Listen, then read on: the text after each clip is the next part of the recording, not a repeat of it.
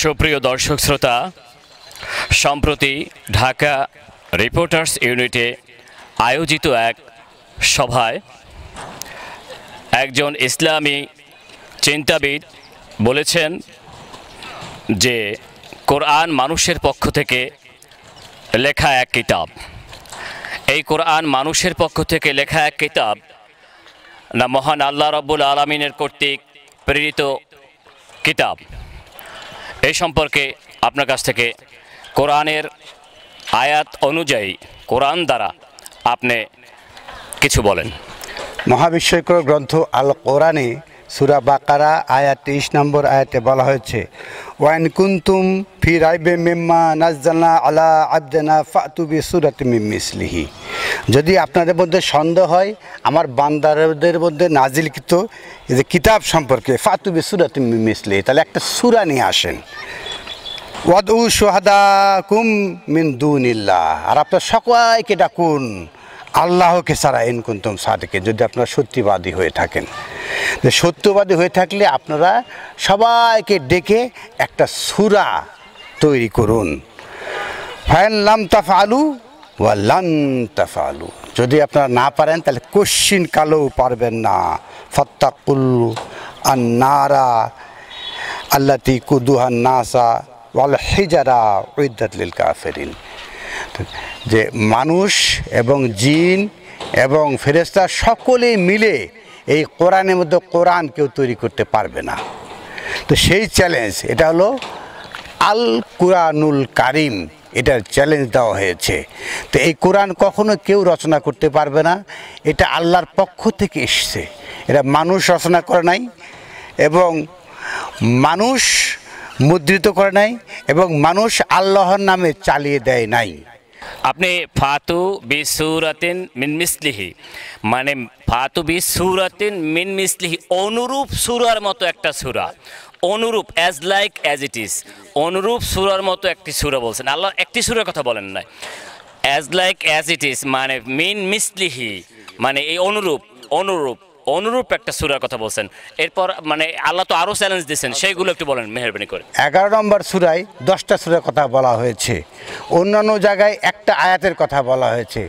সব জায়গায় চ্যালেঞ্জে বলা হয়েছে কেউ এই কোরআনুল কারিমের মতো একটা আয়াত, একটা সূরা, 10টা সূরা অথবা একটা কোরআন কেউ বানাতে পারবে না, কেউ বানিয়ে আনতে পারবে না, এটা আল্লাহর পক্ষ থেকে এসছে। তা আমি বলতে চাই যে এই কোরআন যদি আল্লাহর পক্ষ থেকে এসে থাকে তাহলে এর মধ্যে কি কোনো সত্য বা মিথ্যা বা এর কোনো গ্যারান্টি কীভাবে রয়েছে আপনি বলুন। মহান আল্লাহ রাব্বুল আলামিন মহা আজীব গ্রন্থ আল কোরআনুল কারিমে আল্লাহ বলেছেন, ওয়াকুলিল হাক্কু মির রব্বিকুম ফামান শাআ ফালইউমিন ওয়া মান শাআ ফালইয়াকফুর। ওয়াকুলিল হাক্কু মির রব্বিকুম মানে তোমার রবের পক্ষ থেকে সত্য এসেছে। ফামান শাআ ফালইউমিন, যে চায় সে যেন ইহাতে ঈমান আনে। ওয়া মান শাআ ফালইয়াকফুর, আর যে চায় সে যেন কুফরি করে। আল্লাহ এখানে ফ্রি উইল দিয়েছেন, মানে আপনি চাইলে মোমেন হতে পারবেন বা চাইলে আপনি কুফরি করতে পারবেন। দুটো অপশন আল্লাহ আপনার সামনে দিয়েছেন। মানে আন্দোলন করে একটা চাপিয়ে দেওয়ার কোনো বিষয়, চাপিয়ে দেওয়ার কোনো বিষয় না। কোরআন এখানে জোর জবরদস্তি কারো প্রতি আল্লাহ এ ধরনের কোনো আয়াত নাজিল করেন নাই। আল্লাহ তার রসুলকে বলছেন বি জব্বারেন, মানে তোমাকে জব্বার করে, তোমাকে জবরদস্তি করে পাঠানো হয় নাই। তোমাকে পাঠানো হয়েছে শুধু মেসেজ থ্রো করার জন্য, শুধু মেসেজ দেওয়ার জন্য। এই জন্য আল্লাহ বলছেন মা আলা রসুলু ইল্লাল বালাগ, রসুলের তাবলিগ ছাড়া, বালাগ ছাড়া, প্রচার ছাড়া, প্রিচ করা ছাড়া রসুলের আর কোনো কাজ নাই। সূরা মাইদার 67 নম্বর আয়াতে বলা হয়েছে, ইয়া আইয়ুহার রাসূল বাল্লিগ মা উনজিল ইলাইকা মিন রাব্বিক, যে আল্লাহর পক্ষ থেকে যা নাজিল করা হয়েছে কিতাব সেটাকেই প্রচার করতে বলা হয়েছে, অন্য কোনো গ্রন্থ প্রচার করতে বলা হয় নাই। তা আমি বলতে চাচ্ছি যে এই কিতাবের মধ্যে কোনো মিথ্যা ঢুকতে পারে কি না?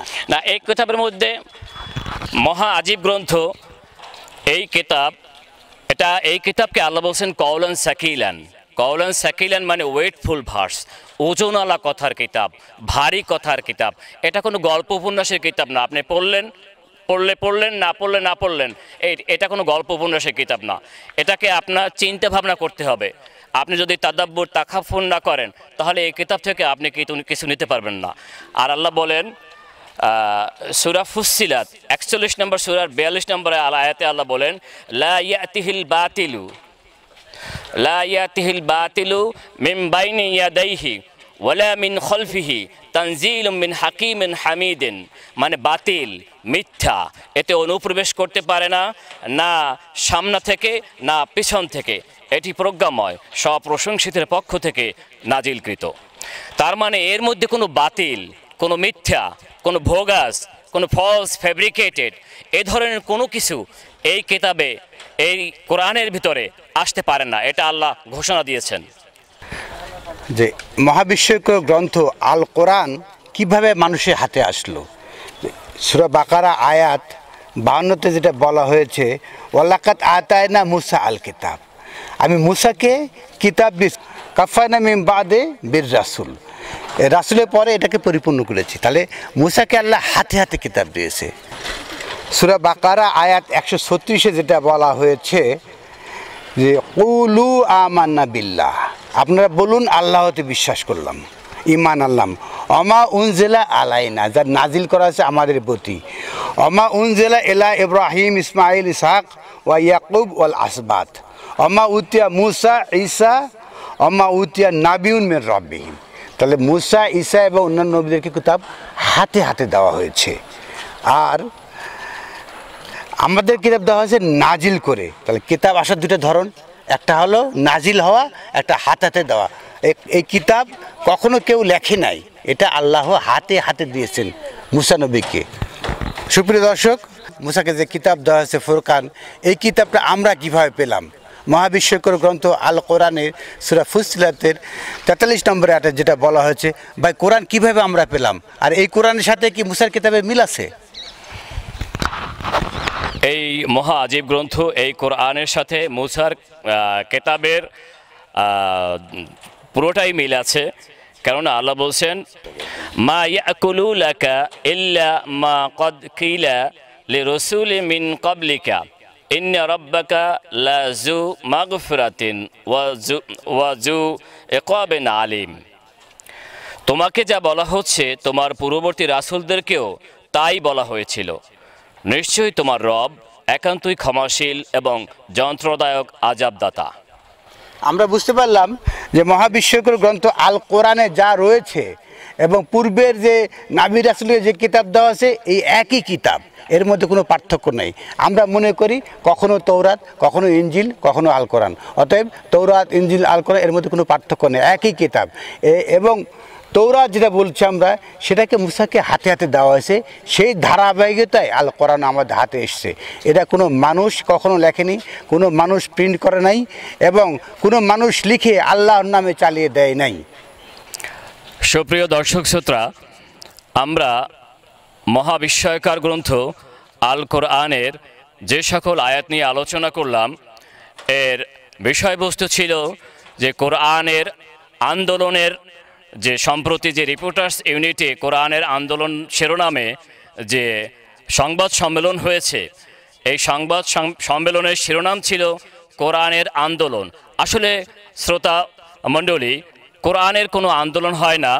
কোরআন হচ্ছে আল্লাহ এটা দিয়েছেন মানুষকে, এটা একটা মানুষের সংবিধান, জীবনের সংবিধান, code of complete of life, যেটা মানুষ ফলো করলে তার জীবন এর দ্বারা পরিচালিত করতে পারবেন। তো কোরআনকে আল্লাহ এটা মানা না মানা, আল্লাহ রব্বুল আলামিন এটা ফ্রি উইল দিয়েছেন। যিনি মানবেন তিনি পথের সন্ধান পাবেন, তিনি আলোর সন্ধান পাবেন, আর যিনি মানবেন না তিনি আলোর সন্ধান কিংবা পথের সন্ধান পাবেন না। এখানে কারো উপর জোর জবরদস্তি, আন্দোলন, বিদ্রোহ, সভা সমিতি, সিম্পোজিয়াম দ্বারা কোরআন কারো মানুষের কাছে দেয়া কখনোই সম্ভব না।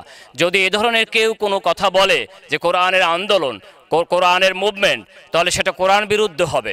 কেননা কোরআন এটা হুদাল্লিন নাস যেমন আল্লাহ বলছেন, তেমনি আল্লাহ হুদাল্লিল মুত্তাকিনও বলছেন। তো যেহেতু এটা হুদাল্লিন নাস এবং হুদাল্লিল মুত্তাকিন, সেহেতু এই কোরআন কারো উপর জোর জবরদস্তি করে না, কাউকে দ্বারা প্রেশার ক্রিয়েট করে এই কোরআনের জ্ঞান এলেম নেওয়াও সম্ভব না। তো আসুন আমরা কোরআন নিয়ে এমন কোনো প্রচারণা না করি যাতে জাতি কিংবা মানুষের উপর এমন কোনো অন্যায় আবদার বা এমন কোনো কথা না বলা যেটা আল্লাহ তার মহা আজিব গ্রন্থে বলেন নাই। সকলকে ধন্যবাদ।